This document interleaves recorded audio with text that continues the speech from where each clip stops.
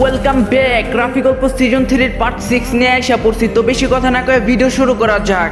এবার ভেবে দেখুন আপনি কি করবেন। মিম বলল না এটা সম্ভব নয়, আমি কাউকে খুন করতে পারি না। ডাক্তার বলল আমি আপনাকে বলে গেলাম, বাকিটা আপনার ইচ্ছা। এই বলে সে চলে গেল। মিম আরো চিন্তায় পড়ে যায়, কারণ রাফির কথা যদি সত্যি হয় মিম আর কি করবে।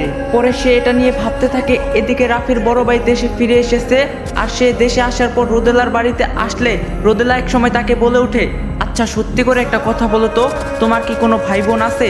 হৃদয় বলো হঠাৎ এই ধরনের কথা কেন বলছো? রোদেলা বলো আমার জানি কেন জানতে মনে হচ্ছে তাই বললাম।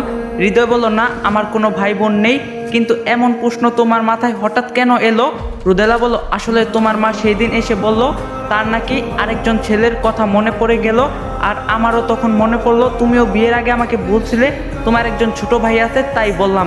হৃদয় বলো না বললাম তো, আমার আর কোনো ভাই বোন নেই, তুমি না কি যে বলো। রোদেলা বলো আচ্ছা ঠিক আছে, কিন্তু তুমি কি আমার থেকে কিছু লুকাচ্ছ?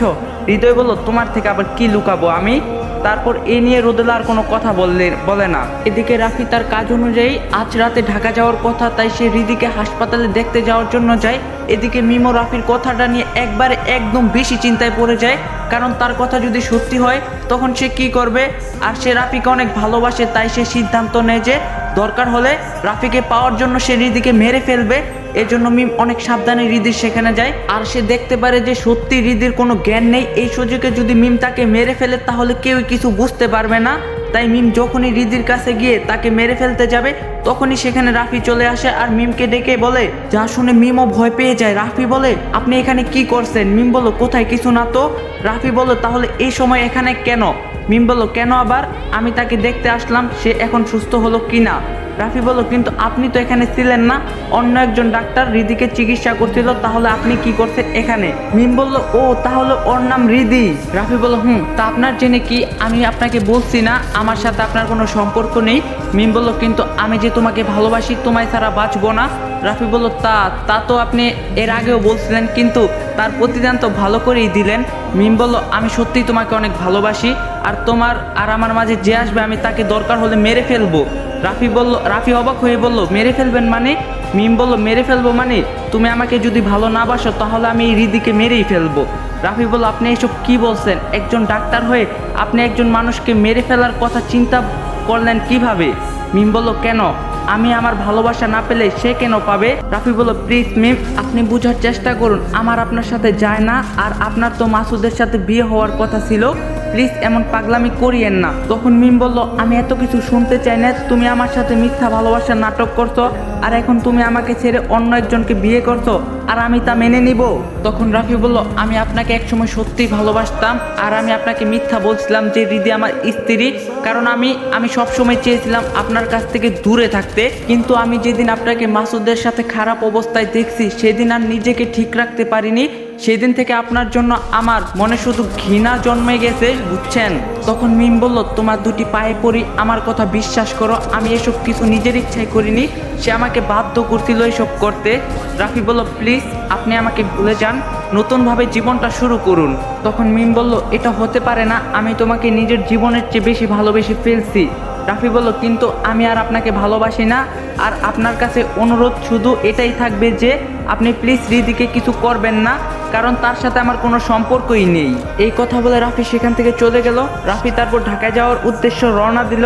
এরপর রাফি অনেক সময় পর ঢাকা পৌঁছে ফরিদপুর থেকে ঢাকা যেতে সময় 3 ঘন্টা, আর তারপর তার কাজ অনুযায়ী সব কাজ করে, আর এতে করে রাত প্রায় 12টা পার হয়ে যায়। আর সে সময় কোনো বাসও ছিল না, রাফি কোথায় থাকবে সেটাও চিন্তা করছে, কারণ সকালের আগে সে কোনো বাসও পাবে না, তাই তার কোথাও অপেক্ষা করতে হবে। তো এইভাবেই রাফি সেই নির্জন রাস্তায় হাঁটতে থাকে। তখনই সে সামনে ঝাপসা আলোয় দেখতে পায় যে একজন মেয়ে সামনে একটা ব্রিজের উপর উঠছে, আর সেখান থেকে সে লাফ দিবে। এটা দেখে রাফি দৌড়ে সেখানে যায়, গিয়ে তাকে সেই ব্রিজের উপর থেকে নামায়। তারপর রাফি তাকে বলে আপনি এখানে কি করতে যাচ্ছিলেন? দেখছেন না এখান থেকে পড়লে আপনি মারা যাবেন? মেয়েটি বলল হ্যাঁ আমি তো মারা যেতেই চাই, কেন আপনি আমাকে বাঁচালেন? আমি মরে যেতে চাই, আমার মারা যাওয়াটা খুব দরকার। রাফি বলল কেন আপনি মারা যেতে চান? মেয়েটি বলল আমি কাউকে বলতে চাই না, আমাকে মরতে দিন। রাফি বলল মারা গেলেই কি আপনার সব সমস্যার সমাধান হয়ে যাবে? মেয়েটি কাঁদতে কাঁদতে বলল মারা যাওয়া ছাড়া আমার আর কোনো উপায় নেই, কারণ আমি নিঃস্ব, আমার বেঁচে থাকার মতো আর কিছুই নাকি নেই। রাফি বলল আপনি আগে শান্ত হন, আমাকে বলুন আপনার সমস্যার কথা। মেয়েটি বলল, আপনাকে বললে কি হবে, আপনি কি আমার সমস্যার সমাধান করতে পারবেন? রাফি বলল, যদি পারি। মেয়েটি একটু হাসলো। রাফি বলল, এ কি, আপনি হাসছেন কেন? মেয়েটি বলল, কি দিয়ে আমার সমস্যার সমাধান করবেন? এর চেয়ে আমাকে মরতে দিন, আমি এত কষ্টের চেয়ে শান্তিতে মরতে চাই। রাফি বলল, সত্যি কি, তাহলে আপনি মরলে আপনার সমস্যার সমাধান পাবেন? মেয়েটি বলল, তাছাড়া আর কোনো উপায় নেই। রাফি বলল, আচ্ছা তাহলে লাফ দিন। এই কথা শুনে মেয়েটি আবার একটু মনে মনে অবাক হয়, রাফির দিকে তাকায়, আর রাফিও তার দিকে তাকায়। তারপর মেয়েটি আবারও ব্রিজের উপর উঠে লাফ দেওয়ার জন্য, আর রাফি অন্য পাশে হেলান দিয়ে তার দিকে তাকিয়ে আছে। উপরে উঠে মেয়েটি আবারও রাফির দিকে তাকায়, আর রাফিও তার দিকে তাকিয়ে থাকে। মেয়েটি আবার মুখ ফিরিয়ে নিচের দিকে তাকায়, আর যখনই নিচে লাফ দিতে যাবে তখনই জোরে চিৎকার করে রাফির গায়ের উপর পড়ে আর তাকে জড়িয়ে ধরে। রাফি বলল, কি হলো, এত জোরে চিৎকার দিলেন কেন? আর লাফ কেন দিলেন না? লাফ দিলে তো নিশ্চিত নিচে পড়তেন, তখন আপনার সব সমস্যার সমাধান হতো। মেয়েটি বলল, অনেক ভয় করে। রাফি বলল, কেন, একটু আগেই না খুব লাফ দিতে চেয়েছিলেন? মেয়েটি নিশ্চুপ। রাফি বলল, জানি তো, কেউ একবার মৃত্যুর কাছ থেকে ফিরে আসলে আর সে তার দিকে ভুলেও যায় না, কারণ তার মনে যে সারা জীবনের জন্য তার ভয় ঢুকে গিয়েছে। মেয়েটি নিশ্চুপ। রাফি বলল, আমাকে কি এইভাবে জড়িয়ে রাখবেন? আমার যে দম বন্ধ হয়ে যাচ্ছে। মেয়েটির সাথে সাথে মেয়েটি লজ্জা পেয়ে রাফিকে ছেড়ে দেয়। তখনই রাফি বলল, জানেন আপনি কে? মেয়েটি বলল, কে আমি? রাফি বলল, আপনি একজন রূপসী। যেমন আপনি দেখতে অসম্ভব সুন্দর, যেমন আপনার চোখ তেমন আপনার কণ্ঠ মিষ্টি, তেমন আপনার কষ্টগুলো মিষ্টি। মেয়েটি বলল, মানে? রাফি বলল, মানে আবার কি? একটু আগে যে মেয়েটি মারা যাওয়ার জন্য লাফ দিতে যাচ্ছিল, সে এখন ভয়ে তার সেদিকে তাকাচ্ছেও না। মেয়েটি বলল, আমি মারা গেলে কি আপনি খুশি হতেন? রাফি বলল, যদি ভাবেন তবে তাই। এরপর রাফি এক পাশে দূরে গিয়ে বসে, আর মেয়েটি সেখানেই দাঁড়িয়ে আছে। অনেক সময় পর মেয়েটি রাফির পাশে গিয়ে বসে, আর রাফি তখন দেখতে পারে যে মেয়েটি কাঁদছে। তা দেখে রাফি বলে, এ কি, আবার কাঁদছেন কেন? যদি বেশি সমস্যা হয় তাহলে লাফ দিন। মেয়েটি বলল, আপনি খালি আমাকে নিয়ে মজা করছেন তাই না? আমাকে কি পেয়েছেন? রাফি বলল, কই কিছু না তো। মেয়েটি বলল, আমার কষ্ট কেউ বুঝলো না, এই পৃথিবী আমায় চায় না। রাফি বলল, তা কেন মরতে যাচ্ছিলেন জানতে পারি, যদি আপনি বলতে চান? মেয়েটি নিশ্চুপ। রাফি বলল, আচ্ছা যান, সমস্যার কথা বলা লাগবে না, তাহলে নামটা বলেন। নাম বলতে তো সমস্যা নেই। মেয়েটি বলল, আমার নাম ঋতু। ঋতুর নামটি শুনে রাফি একটু থমকে যায়, কিন্তু কি যে বলবে তা শুধু ভেবেই পাচ্ছে না। রাফি তার দিকে তাকিয়ে নিশ্চুপ হয়ে আছে, আর ঋতুও তখন রাফির দিকে তাকিয়ে আবারও চোখ নিচে নামায়। কিন্তু তারা কেউ কাউকে চিনে না, আর চিনার কথাও না, কারণ এত বছর পর তাদের আবারও দেখা, তাও আবার এমন কোনো অবস্থায়। একটু চুপ থাকার পর রাফি বলে, আপনি কেন আত্মহত্যা করতে যাচ্ছিলেন? ঋতু নিশ্চুপ। রাফি বলল, আপনি জানেন না আত্মহত্যা করা মহাপাপ? ঋতু নিশ্চুপ। রাফি বলে, আরে আপনি বড় অদ্ভুত মেয়ে তো দেখি, একটা কথারও জবাব দিচ্ছেন না। ঋতু বলল, কি বলবো? রাফি একটু রেগে গিয়ে বলল, কি বলবেন মানে? কেন মরতে যাচ্ছিলেন তাই বলবেন। ঋতু বলল, দেওয়ালে পিঠ থেকে গিয়েছে তাই। রাফি বলল, তা সেটাই তো জিজ্ঞাসা করছি, কেন? ঋতু বলল, আপনাকে কেন বলতে হবে আমার?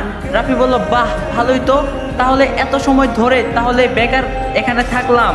ঋতু বলল, আমি কি আপনাকে থাকতে বলছি? রাফি বলল, এত সময় না থাকলে তো মরেই যাইতেন। ঋতু বলল, আমি মরে গেলে কি আপনার কিছু হতো? রাফি বলল, আপনি তো দেখি। ঋতু বলল, আমি কি? রাফি বলল, আপনি একটা ঝগড়ুট্টি মেয়ে। ঋতু বলল, কি, আমি তার মানে ঝগড়া করছি? রাফি বলল, তা না হলে কি, আমি আপনাকে মরে যাওয়া থেকে বাঁচালাম, আর আপনি আমার কোনো জবাবই দিচ্ছেন না, শুধু অন্য কথা বলছেন। ঋতু বলল, তাতে কি হয়েছে, আমাকে একা থাকতে দিন, এখান থেকে চলে যান। রাফি বলল, আপনি একা থাকবেন মানে? তাও আবার এই মাঝরাতে? ঋতু বলল, তাও কোথায় থাকবো, আপনি এখান থেকে চলে যান। রাফি বলল, আপনি তো দেখি সত্যি বিশাল অবাক করা মেয়ে। একটু আগে আত্মহত্যা করতে যাচ্ছিলেন, আর আমি আপনাকে বাঁচালাম, আর আপনি আমাকে এখন তাড়িয়ে দিচ্ছেন।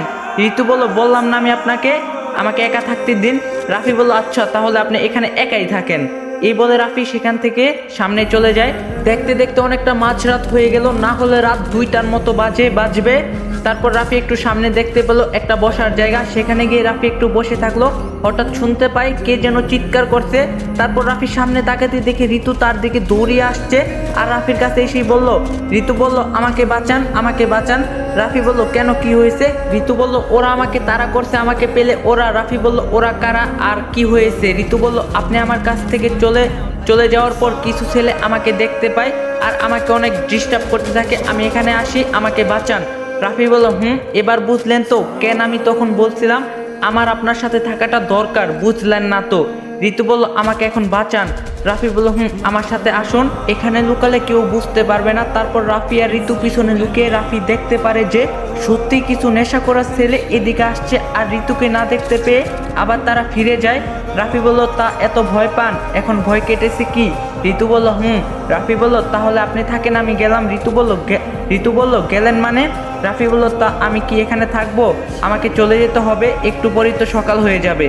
ঋতু বলল তাহলে আমি কি এখানে একা থাকবো? রাফি বলল তা না হলে আমি কি করব, আপনার সাথে কি থাকবো? ঋতু বলল থাকলে ভালো হতো, আসলে আমি এখানে তেমন কিছু চিনি না।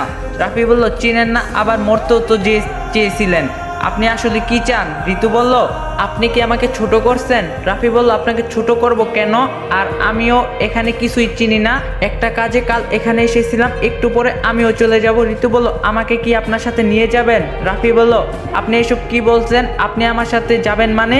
ঋতু বলল আসলে আমার যাওয়ার মতো এখন তো আর কোনো জায়গায় নেই, তাই বললাম। রাফি বলল তাই বলে আমার সাথে? দেখুন আপনি একজন মেয়ে আর আমি একজন ছেলে, আপনি আমার সাথে গেলে তা কেমন দেখায়, আর আপনি তো আমার কিছুই হন না। ঋতু নিশ্চুপ। রাফি বলল আপনি তাহলে থাকেন, আমি গেলাম, আল্লাহ হাফেজ, ভালো থাকিয়েন। এই বলে রাফি যখনই যাবে তখনই রাফি কি যেন ভেবে ওঠে, আর আবারও পিছনে ফিরে ঋতুর কাছে যায় আর তাকে বলে আপনি কি সত্যিই আমার সাথে যাবেন? ঋতু নিশ্চুপ। রাফি বলল আপনি চাইলে আমার সাথে যেতে পারবেন। ঋতু বলল সত্যি নিয়ে যাবেন? রাফি বলল এদিকে দেখতে দেখতে সকাল হয়ে যায়। তারপর রাফি ঋতুকে নিয়ে আবারও ফরিদপুর যাওয়ার জন্য বাসে ওঠে। তারপর বাস চাললে ঋতু বাসের জানালার দিকে হেলান দিয়ে বাইরে তাকিয়ে আছে। এটা দেখার পর রাফি ঋতুকে বলে ওঠে তো গাইস ভিডিওটা ভালো লাগলে লাইক দিয়ে যাবেন, চ্যানেলে নতুন না থাকলে অবশ্যই চ্যানেলটা সাবস্ক্রাইব করে দিবেন, আর নেক্সট পার্ট লাগলে অবশ্যই কমেন্টে বলবেন, আর ভিডিওটা বেশি বেশি করে শেয়ার করে দিবেন। দেখা হবে নেক্সট ভিডিওতে, সবাই ভালো থাকবেন, সুস্থ থাকবেন, আল্লাহ হাফেজ।